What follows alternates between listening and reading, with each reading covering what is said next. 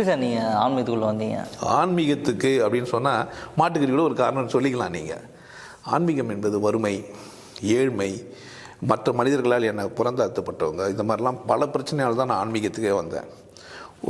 நானும் ஒரு நண்பரும் ஒன்று மனிதனும் தெய்வமாகலாம் ஒரு வீடியோவில் பேசி வச்சுருப்பேன் யூடியூப்பில். அவன் வீட்டுக்கு போகிறேன், ஜெக்கில் தண்ணி கொடுத்தாங்க எனக்கு, டாய்லெட்லேருந்து எடுத்துன்னு வந்து. அவன் ஸ்டீல் டம்ளரில் குடிச்சுன்னுக்கிறான், எவ்வளோ சில்வரில். எனக்கு ஜெக்கில் கொடுத்தாங்க. எனக்கு மனசு ஒப்பலை. அப்போ குழந்தை, நான் 9வது படிக்கிற குழந்தை. அந்த வழி ரணம் தான் கடவுளை தேட வச்சிச்சு. என்னை பொறுத்த வரைக்கும் அந்த பொம்பளைக்கு நான் நன்றி சொல்லிக்கிறேன். ஏன்னா என்னை யாரும் தேட வச்சிச்சு அது. அப்போ என்ன நான் கேட்குறேன், கடவுள் ஒன்று இருக்குமா? இந்த ஜாதி அமைப்புகள்லாம் கடவுளோட சம்மந்தப்பட்டதா? படிச்சுனே போனால் நிறைய படிக்க வேண்டியதாகிடுச்சு. பெரியாரிசம், அம்பேத்கரிசம் நிறைய படிக்க வேண்டியது. அம்பேத்கர் பெரியார் மட்டும்தாங்கிறாங்கலாம் கிடையாது. ராமானுஜம் படிக்கலாம், நீங்கள் சிவவாக்கியம் சித்தர் பக்கம்லாம் வந்து நீங்கள் படிக்கலாம். நிறைய படிக்க ஆரம்பிச்சிட்டேன். அதாவது பள்ளி படிப்பை விட வெளியே மற்ற நூல்களை படித்தது தான் அதிகம். அப்போது கடவுள் ஒன்று இருக்குதா இல்லையான்னு ஒரு கேள்வி வந்துச்சு. பைபிளை ஒரு பலமுறை புரட்டி பார்த்துருக்கிறேன். குரான் தமிழ் படுத்தப்பட்ட குரான் படிச்சிருக்கிறேன். இப்படிலாம் தேடி தேடி கடவுள் ஒன்று தான், எல்லாருக்கும் அது பொதுவாக தான் இருக்குது. இவன் எடுத்துக்கின்னு இவன் பேசிக்கிறானுங்க. கடவுள் மறுப்பாளர்னு கூட வள்ளுவரை சொல்லிட்டானுங்க. போய் நல்லா டெப்த்தாக போய் பார்த்தா வள்ளுவர் கடவுள் மறுப்பாளர் இல்லை, தெய்வ மறுப்பாளர்.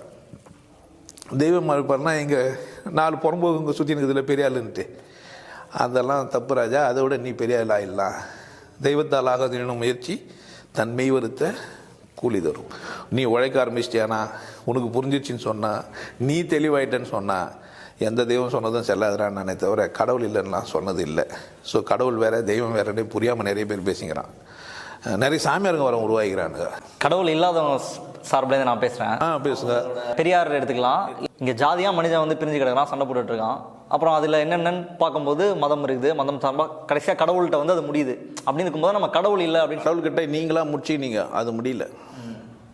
எப்படி மாட்டுக்கிறியாட்ட முடிக்க பார்க்குறீங்களோ, எப்படி ஒரு மனிதனுடைய ஏழ்மையில் முடிக்க பார்க்குறீங்களோ, எப்படி ஒரு மனிதனுடைய அறியாமையில் முடிக்க பார்க்குறீங்களோ, எப்படி ஒரு மனிதன் படிக்கலைன்னா அங்கே போய் முடிக்க பார்க்குறீங்களோ, எங்கே போய் பலகீனமானவனோ அந்த இடத்துல போய் முடிக்க பார்க்குறீங்களோ, அப்படி கடவுள் உங்களுக்கு பலகீனமான பகுதியாக தெரியுது. நான் பெரியார் அதெல்லாம் விட்டுலாம். இப்போ எனக்கு கடவுள் இருக்குல்ல, உனக்கு ஒரு கடவுள் எனக்கு ஒரு கடவுள் இல்லையா? காமனாக ஒரு கடவுள் இல்லை, எனக்கு கடவுள் இருக்குன்னும் போது அப்போ எனக்கு கடவுள் இல்லையா? என்னோட பாயிண்ட் ஆஃப் வியூல சொல்கிறேன் என்னன்னா, எனக்கு இதெல்லாம் கொடுத்ததுக்கு நன்றி அப்படின்னு சொல்கிற மாதிரி எனக்கு பெருசாக கடவுள் எதுவும் கொடுக்கல. அதனால இருங்க, என்ன பண்ணீங்க? கடவுளுக்கு நீங்கள் நன்றி சொல்கிறதுக்கு பெருசாக எதுவும் கொடுக்கல அப்படின்றீங்க. இல்லை சார், இல்லை நிறுத்துங்க. கடவுள்னா நீங்கள் தப்பாக புரிஞ்சு வச்சுக்கிறீங்க. என்ன சொல்கிறது, கடவுள்னா ஸ்பூன் மாதிரி கையில் சாப்பிட முடியாது, சூடாக இருக்கும்போது ஸ்பூனில் எடுத்து சாப்பிட்ற மாதிரி கடவுள் ஸ்பூன் மாதிரி வந்து உதவணுன்றீங்க. அது ஸ்பூனு, கடவுள் இல்லை. அந்த நாலேஜ் உங்ககிட்ட இருக்குது இல்லை, அந்த நாலேஜ் உங்ககிட்ட கொடுத்தது கடவுள். நீங்கள் ஸ்பூன் எடுத்துக்கலாம். ஸ்பூனே இல்லை. எங்கள் வீட்டில் பாயசம் காசுவாங்க எங்கள் அம்மா அரிசியில். அப்புறம் ரொம்ப வறுமையில் இருக்கும்போது அரிசியை சாப்பிட முடியாததுனால இடித்து கஞ்சியை வெள்ளம் போட்டு கொதிக்க வச்சுட்டு, ஓலை இருக்கும்ல, பனை ஓலையில் வீடு கட்டி வச்சுருப்பாங்க, அதை உடச்சி அதை ஸ்பூனாக்கி சாப்பிட்டுப்போம். இந்த புஷ்டால் நம்மக்கிட்ட இருக்குது. புரிஞ்சிச்சிங்களா? இது எனக்கு கிடைக்கலன்னா அது எப்படி கிடைக்க வைக்கிறதுன்னு தான் யோசிக்கணுமே தவிர கடவுள்கிட்ட போய் கும்பிட வேண்டிய அவசியம் இல்லை. கண், காது, மூக்கு, உடம்பு, மூளை இவ்வளோ கொடுத்து வச்சுக்குது கடவுள். இதுக்கே நீங்கள் நன்றி கோடி ஆண்டு சொன்னாலும் பத்தாது. ஆமாம், இதுக்கு மேலே கொடுக்கலன்னா நியாயமே இல்லை. சத்தியமாக உங்களுக்கு கடவுள் மேலே அக்கறை இல்லை. நான் ஜாதி மேலே அக்கறை இருக்கிற அளவுக்கு, மதத்து மேலே அக்கறை அளவுக்கு, இந்த உணவு மேலே இருக்கிற அக்கறை அளவுக்கு நீங்கள் கடவுள் மேலே அக்கறைப்படவே இல்லை. வந்தவன் எவனும் கடவுள் மேலே அக்கறைப்பட வைக்கவே இல்லை.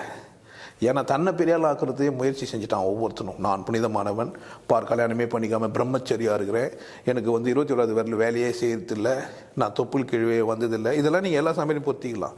நாங்கள் அப்படியே இருக்கிறோம், நாங்கள் அந்த மொழி பேசி அடிச்சோம்னாக்கா நேராக கடவுளுக்கு கேட்கும், இப்படிலாம் சொல்லி ஏமாத்திங்கிறான். கடவுள் என்னன்னு தெரிஞ்சுக்க முயற்சி செய்யலையே.